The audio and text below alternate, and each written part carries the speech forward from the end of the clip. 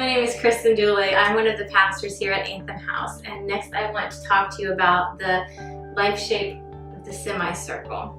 And I'm going to read a passage for you from John 15. It says this: I am the true vine, and my Father is the gardener. He cuts off every branch in me that bears no fruit, while every branch that does bear fruit, he prunes so that it will be even more fruitful.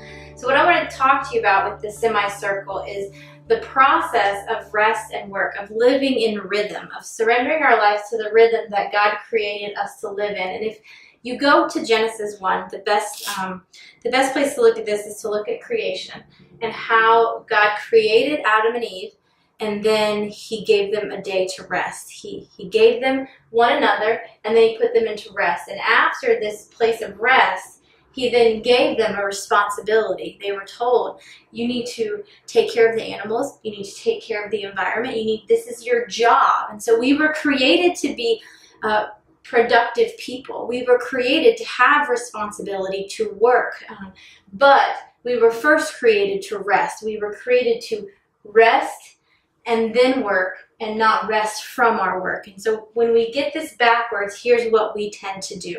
We work and we work and we work until we then have to take a rest. We have to rest because we're exhausted. But the reality was, if you look at creation, they were restful, and then they had what they needed to go and do their work. And it is in learning how to be in this rhythm that we see John 15 worked out in our lives, because we go into rest, and as we're resting, the pendulum swings.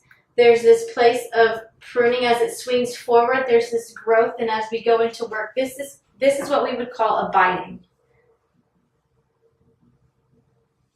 And so this is what we would call fruitfulness.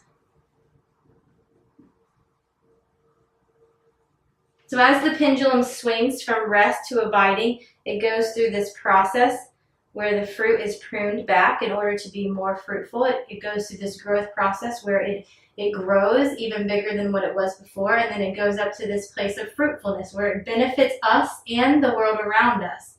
And then as the pendulum swings back up to resting and abiding, what happens again? As it drops, the fruitfulness of this place is then again gone through the process to growth, to more fruitfulness. In John 15 it says, I want you to be even more fruitful. I will prune what is fruitful in your life.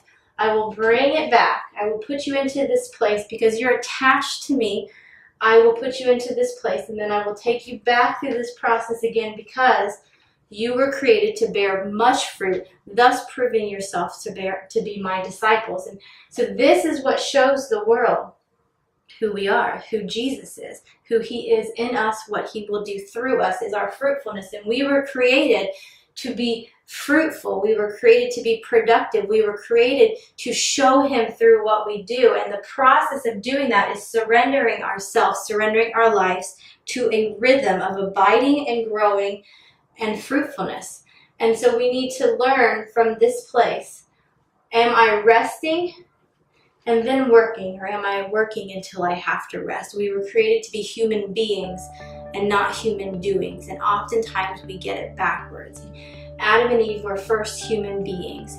They first spent time in rest with their Father, abiding and in his presence before they went into this process of becoming fruitful. And so that is his invitation for us, not that we must do so that we can be, but that out of learning to be, we will naturally have what it takes to do.